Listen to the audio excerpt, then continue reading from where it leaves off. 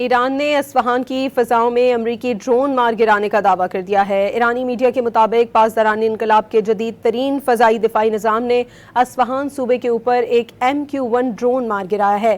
Brigadier general Ali Raza الہامی کا کہنا ہے کہ ایرانی فوج دشمن کے لڑاکا طیاروں اور ڈرونز کو تباہ کرنے کے لیے تیار ہے۔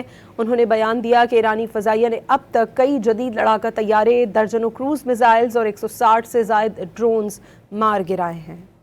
ایران نے اصفہان کی فضاؤں میں امریکی ڈرون مار گرانے کا دعویٰ کر دیا ہے۔ ایرانی میڈیا کے مطابق پاسداران انقلاب کے جدید ترین فضائی دفاعی نظام نے اصفہان صوبے کے اوپر ایک MQ-1 ڈرون مار گرایا ہے۔